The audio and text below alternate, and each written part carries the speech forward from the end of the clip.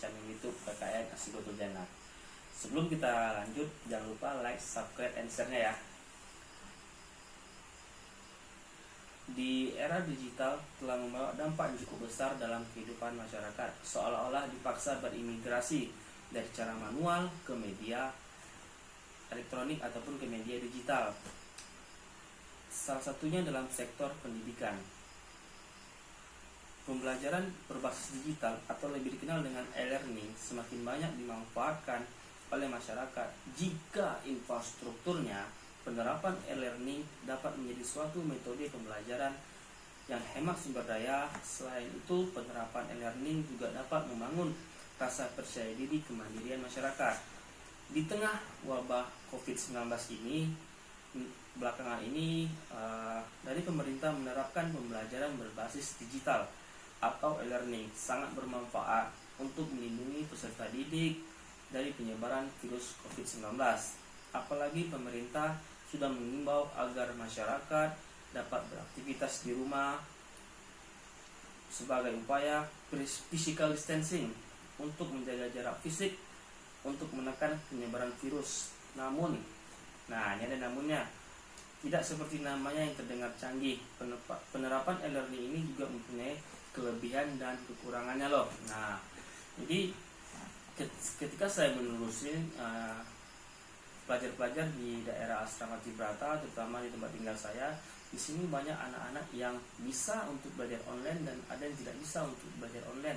Itu keterbatasan Android-nya, PC-nya, serta paket datanya dan kualitas jaringan dari paket data tersebut.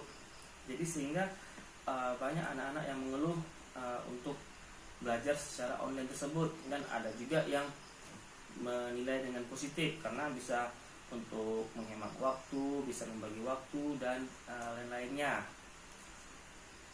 Setelah saya melihat di daerah Asrama Cibrata ini, saya ada inisiatif untuk membuat WiFi gratis bagi khusus pelajar online.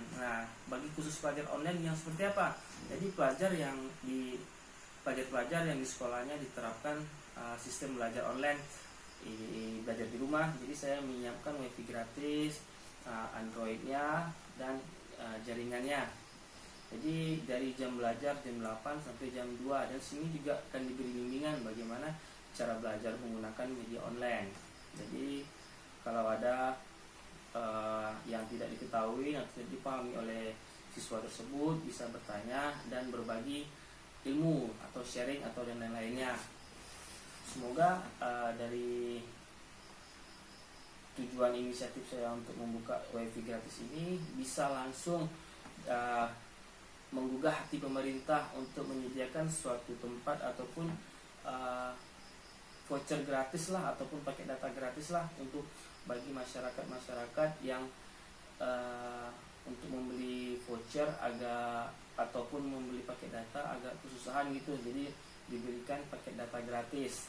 Kalau untuk media handphonenya mungkin bisa dipinjamkan melalui sekolah ataupun dan lain-lainnya, agar anak-anak peserta didik semua ini bisa terhindar dari virus corona. Itu sih harapan saya, mudah-mudahan bisa didengar oleh pemerintah. Alhamdulillah.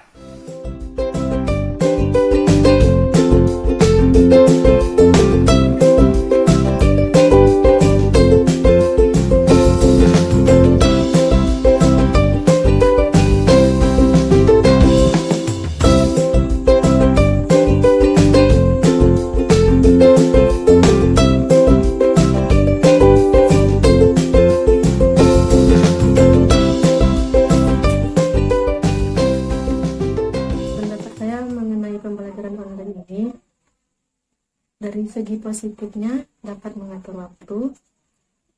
Dengan saya belajar di rumah, saya dapat mengatur waktu seperti mengerjakan tugas di rumah, membantu orang tua, istirahat, beribadah, dan lain-lain. Dari segi negatifnya sangat ribet, semua serba online. Kalau belajar online ini banyak diberi tugas, sedang dibanding belajar di sekolah lebih banyak bertatap muka dengan guru. Belajar online ini cepat menghabiskan paket.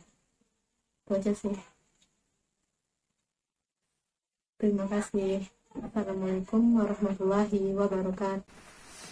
Setelah kita melihat video ataupun dari beberapa hasil wawancara anak-anak yang belajar online, itu ada kelebihan dan kekurangannya dari sistem belajar online ini. Yang pertama itu kelebihannya dapat diakses dengan mudah.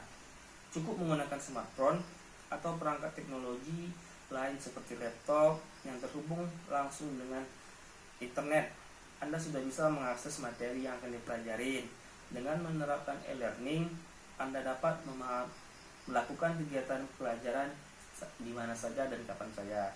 Terus yang kedua, biaya lebih terjangkau. Mungkin biaya ini bisa disebut dengan biaya untuk pembelian paketnya mungkin. Pembiayaan beli paket tidak termasuk untuk pembiayaan beli smartphone dan Androidnya ya. Jadi tentunya kita semua ingin menambah ilmu pengetahuan tanpa kendala keuangan.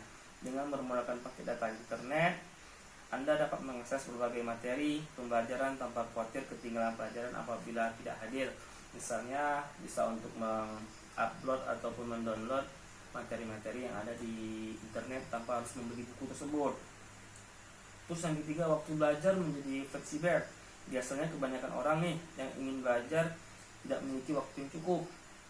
Salah satu alasannya mungkin karena waktu Anda sudah digunakan untuk bekerja. Jadi dari proses belajar e-learning ini bisa membagi waktu belajar dengan beraktivitas lainnya, membantu orang tua, bermain maupun beribadah. Terus yang keempat, wawasan menjadi luas. Jadi dengan adanya media online ini, siswa-siswa tersebut bisa untuk menambah wawasan bahwa begini loh teknologi yang akan dihadapi di kemudian hari. Dari memanfaatkan media-media teknologi ataupun bisa membuat nambah wawasan-wawasan lainnya menggunakan media teknologi. Nah, sekarang ada kekurangannya. Kekurangan dari penerapan e-learning ini yang pertama itu keterbatasan akses internetnya. Jadi di suatu daerah masih ada yang akses internetnya masih 3G, bahkan masih H+ mungkin ya, atau apa disebut belum terjangkaunya untuk sinyal 4G. Jadi agak susah lah untuk jaringan internetnya. Terus yang kedua, berkurangnya interaksi dengan pengajar. Biasanya siswa tersebut bisa cepat memahami apabila ada face to face antara guru dan murid, sehingga ada pertanyaan, ada jawaban langsung dari murid dan siswa. Jadi kalau di e-learning ini hanya siswa-siswa yang cepat nangkap ataupun langsung memahami, bisa paham langsung dari proses pengajar online ini. Tapi kalau siswa-siswa murid-murid yang kurang untuk daya tangkapnya, bisa mungkin agak lama untuk memahami proses pelajaran tersebut. Terus yang ketiga itu pemahaman materinya. Kalau di sekolahan biasanya guru menjelaskan dan bertanya ke muridnya langsung menjawab, dan apa yang dijelaskan gurunya bisa ditangkap langsung oleh muridnya tersebut. Tapi kalau melalui media online nih, jadi kalau sinyalnya bagus mungkin bisa ditangkap. Kalau sinyal tidak bagus, anak-anak tersebut akan jadi bingung. Nah, yang ujung-ujungnya apa? Pemberian tugas, sehingga bisa membuat anak tersebut menjadi stres akibat banyaknya tugas-tugas yang diberikan oleh gurunya. Terus yang keempat, minimnya pengawasan dalam belajar. Yaitu ketika kita menggunakan media teknologi atau online, anak-anak tersebut dia bisa kapan saja untuk mengakses internet untuk belajar. Namun itu terkendalanya dari sifatnya. Ada yang menunda waktu belajarnya karena bermain ataupun bersosial media, karena lebih asik ataupun menunda pelajarannya. Jadi sehingga kuranglah pengawasan dalam belajar, sehingga anak tersebut bisa kekurangan atau tidak menangkap ataupun tidak mengerti dari pelajaran yang dibahas dari guru tersebut. Nah, mungkin semoga untuk kedepannya proses mengajar tetap akan dilakukan face to face di sekolahan, dan wabah virus corona ini bisa hilang secepat mungkin dan bisa kembali beraktivitas normal. Mungkin segitu saja dari saya. Wassalamualaikum warahmatullahi wabarakatuh.